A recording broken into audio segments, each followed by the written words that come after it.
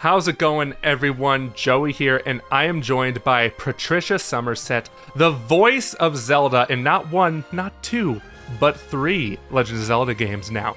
Patricia, today is the day, today as of recording this, Tears of the Kingdom has officially come out. How you feeling?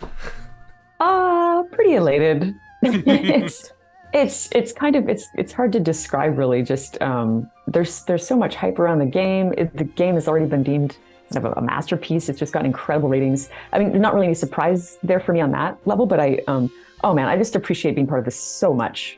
It's so cool. I also think back to the first official trailer for Breath of the Wild, and the very first thing we heard was your voice. Open your eyes. It is crazy to think about what a journey it's been since that point. I was just looking over some tweets and I was tweeting about all the other people that are involved in this game, and it's kind of funny to have your voice on that game, but really it's such a win today for all the people who've worked on the hundreds of people who've worked on this game. Anyway, yeah, I'm kind of just delighting with all of them and hopefully going to be celebrating with several of them this evening. Yeah, I'm sure it's many people are celebrating around the world. Apparently in Japan, Zelda Day is trending. People are taking days off to play this game, which that's also the case here in America. But definitely the case here as well. Yeah, I can see a lot of people are taking the Friday off and going for the long weekend and just sort of pouring through as much as they can. And yay! Yeah. I mean, my job right now is to play the game and make content around it. So it's poor kind you. of yeah, poor me, right? But yeah, I think just as a first simple question, what's it like returning to this role of Zelda for the third time, and especially in this game, which is because Age of Calamity was kind of a spin-off, story-wise in its own sense, but here it's kind of I want to say a finale, I guess, in a sense. I'm not sure if there's a cliffhanger at the end because I haven't beaten it yet, but we'll see. We'll see. Every game that you come to, of course, even if it's the same character, it's a different game, a different iteration, a different script.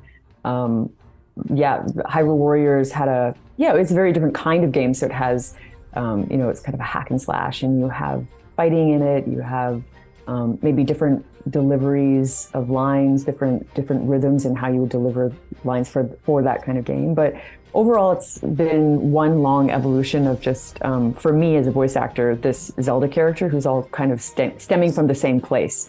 What it was built upon in the first one, the foundation's there, and then sort of letting it reign free from there, obviously within the very strong boundaries of these scripts. It's crazy. A 6-year journey is a really interesting thing. There's lots of evolutions that happen both in the game and also outside of the game, and you kind of take all that with you, and they sometimes blend together. And I find this, it's a lot has happened in the last several years, and so all of that kind of finds its way into your process, into your creative process. So there's definitely a sort of epicness, you could say, that you could apply to this entire situation.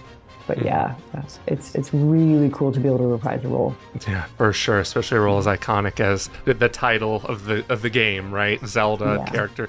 Yeah, and you say a 6-year journey, and for us the fans, it does feel like a 6-year journey. But for you, it must have felt longer, right? Because I'd imagine you recorded Zelda's lines way before the games have come out.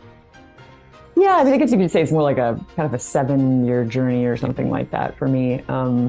Overall, I won't get so specific about the dates because it's not my thing to do, of course. But it is longer than 6 years, in fact, definitely. And coming from a sort of a voiceless place of working on something and not knowing how big it was going to be, but having a feeling that it would be big, and then having it be, Breath of the Wild won 200 Game of the Year awards or something. So it's crazy when something has that much energy around it and you're just sort of along for the ride and you have no idea what to expect and you're just woo, roller coaster.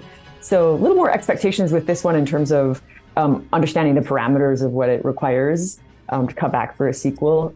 It's nice. And again, I feel like there's, I've used this word before, I think in the last, I've been thinking about this word, but there's a sort of relief to come back to a character that you spent so much time visiting in your head, and then you get a chance to kind of reiterate this again. So yeah, it's good feeling. Ooh. Yeah, and I have a feeling Tears of the Kingdom is about to win like 200,000 Game of the Year awards at this point.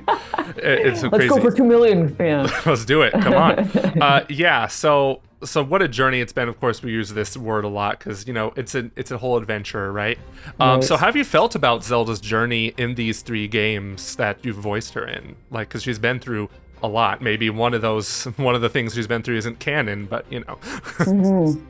I mean, I think a sign of good storytelling is to put your protagonists and put your main characters through as much struggle as possible. And I feel like Nintendo does obviously incredible writing and classic storytelling. So there is that about the journey that I think it's like a really great example of things like classic storytelling and archetypes meeting innovation, and somehow Nintendo's able to sort of marry up where they're going to put classic storytelling and where they're going to break the mold, to have such a successful kind of alchemy of those things. And so I'm always like, I don't know how they did it, but it's utterly fascinating. The evolution of Zelda is interesting, I guess, in a personal way, in that it's sort of it's become more grounded for me as an idea over time, and then you can sort of build upon the foundation of the house, really. And then in that you can inevitably explore more nuance, right? Because you're drawing from out there when you're first putting a character together, and then once that character is in you, you can sort of use your instincts with it a little more. So it's just, I want to say it's a pleasurable feeling to be able to do that. And yeah, it's kind of broad answer. Would you say this role this time has been more challenging per se, compared to like your previous role, like not previous roles, but previous times playing Zelda? Different challenges because you're always trying to breathe new life into something, and you're working with a new team, and you want to do the best you can with that team and that script. I wouldn't say it's more challenging. I mean, I think the first game had a very unique set of challenges in that you're trying to establish the language of something that hasn't, it hasn't had a voice before, and there are these expectations. You're trying to ignore that and go with a script and your instincts and your training, but there's still a certain kind of pressure in that. And this one, it's been established. So I wouldn't say more challenging, I'd say equally challenging, but just, differently challenging for sure. Yeah, I've noticed because she speaks a lot at the beginning of this game in particular, which I love, because she's looking at all the wall markings and just kind of getting excited about them at the same time.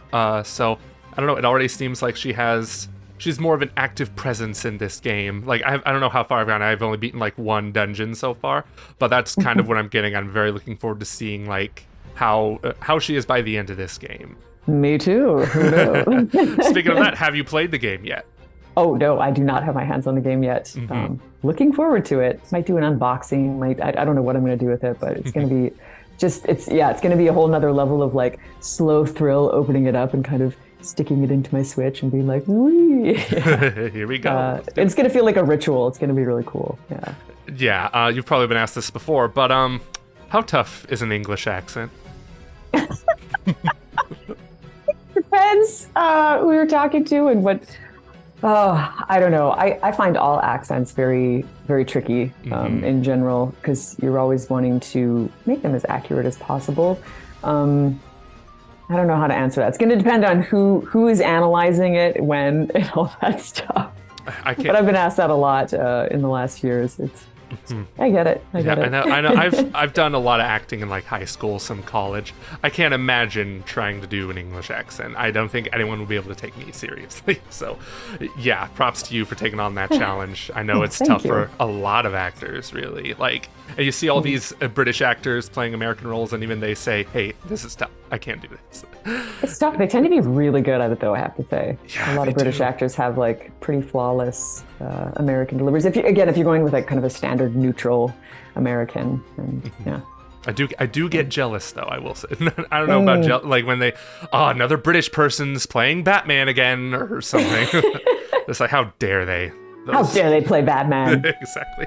Batman can only be played by Batman. Exactly. Yeah. It's so true. So we have a question from our Zelda superfan over at GameXplain, Sure. Tris, who couldn't be here today. They want to know, how do you interpret the friendship and overall relationship that Link and Zelda have in this world? Oh, the big question. I have all sorts of thoughts about it. How do I interpret it as as a voice actor? I come to that relationship. I really enjoy the ambiguity personally. I love the way that they sort of there's a tension there, but maybe sort of an unrequited sort of space that remains between them. I think there's something really nice about that relationship, not finding the definition is its lack of definition. There's something really great in that kind of unconventionalness of it, or like where it sits in a kind of fluid space. It always feels like you don't quite know what it is and you're waiting. I really like that. I think that those sorts of relationships in life, in real life, are hugely important.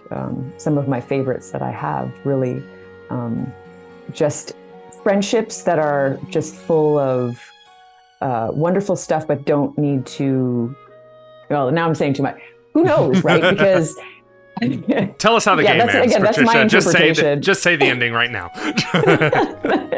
Not even that, but just like everybody gets something different from that. Everybody can find their own meaning in their relationship. Certainly, there's tension. Let's be real, and a lot of love, a lot of care, and a lot of love.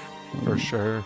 Yeah, and it's interesting you say all that too, because Link is the silent protagonist, right? Out of all the, because he's like the most iconic silent protagonist. He's silent, but he's not, because he has those dialogue options in the game, and I believe even in journal entries in Breath of the Wild, Zelda talks about how quiet he is, but she's occasionally gotten some info out of him.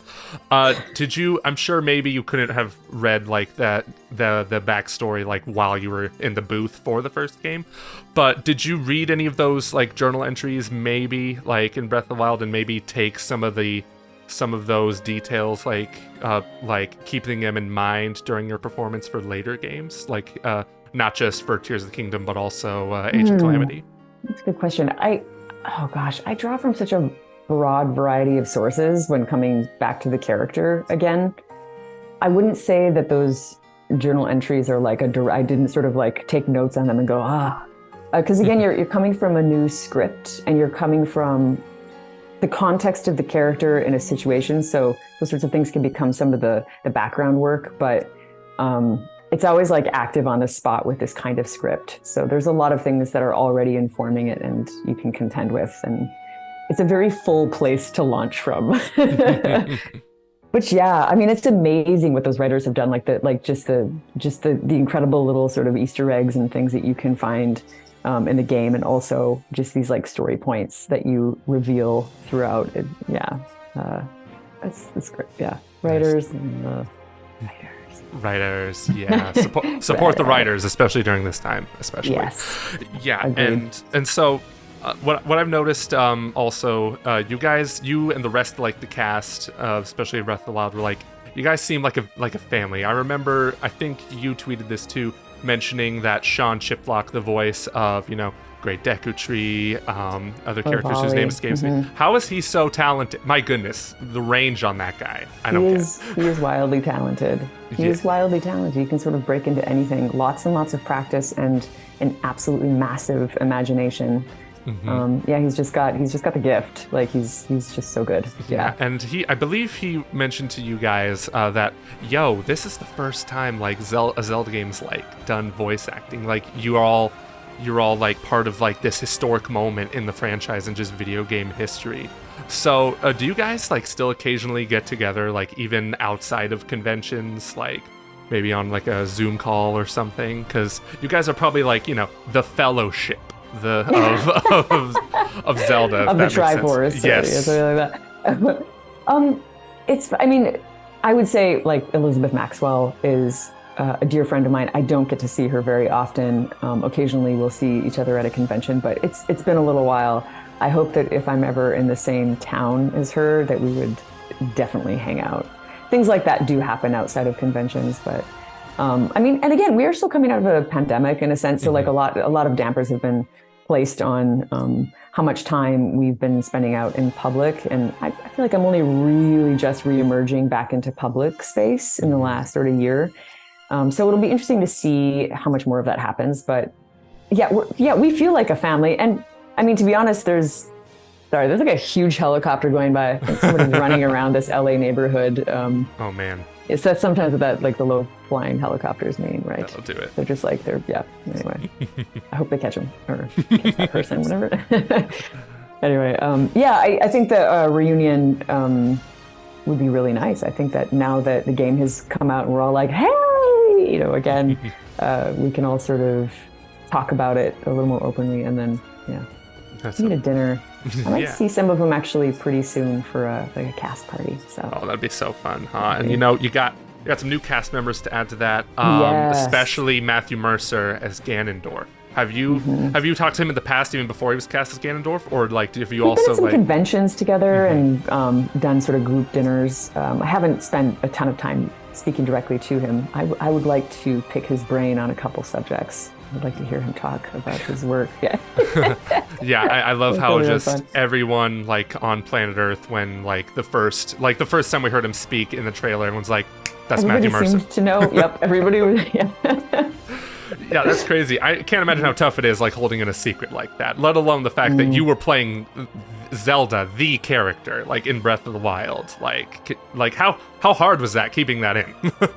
It's constantly with you. Like it's a funny secret to carry around because it feels very big, but you're the only one who knows. But it feels magnified in your head, and you're just like, don't let anything slip, or don't let anybody know. I think I was like hyper paranoid about that secret slipping in any possible way, or any leaks or something. The year that I was holding that in for Breath of the Wild, and I mean, I think there's like probably people could maybe sort of assume that I'd be back, maybe, but you don't really know. So again, lots of secrecy. And patience, and that's the name of the game. That's what you sign up for. But yeah, it's a funny thing to contend with, that kind of secretiveness, because we're all very generous and we're actors and we love to share, and you just can't. You just can't. You're like, nope. I remember talking to Bill Rogers, the voice of King Rome. He had a roommate, big Zelda fan, couldn't even tell him. Yeah, right. Weren't they sort of? They were sort of walking around. Weren't they both working on something that they couldn't tell each other? Yeah, he didn't tell me that. He just told me like he has a Zelda robe and everything. I just imagine like him playing that game, and then it's just like, what? Wait a second. Yeah. I recognize that's you. Yeah, you can imagine that Rumi's mind-blowing moment. Absolutely nuts. That's so cool. Yeah. And I think the final question I have for you is, do you have any messages, or do you have a message to all the Zelda fans around the world who are just absolutely enjoying this game this weekend? Oh my gosh, please fuse the most fascinating weapons together and show me. I want to see them all. I'm really curious what's going to happen with all this sort of fusing and building. Just watching all the crazy gameplay, the glitches, all the things that people have done in the first game. Still 6 years, still going, still discovering new stuff. Wow. So I'm very curious to see how that goes for this game. Yeah, for sure. The most creative thing I've done is just so many long bridges.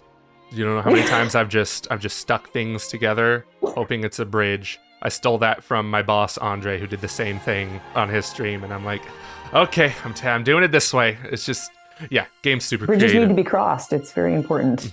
Exactly. They're there for that. So I commend you, Joey. I do have just another more sort of general comment to everybody. I just want to say, like, oh my gosh, enjoy the game. Have an awesome weekend playing it and beyond. And yay, we're all here. We're all here ready to play Zelda Breath of the Wild. Or sorry, Zelda Tears of the Kingdom and Breath of the Wild, potentially. A lot of people are revisiting it, but... That's true. My friend just beat it last night for this game, for the first time. Oh, really? Too. Yes, exactly.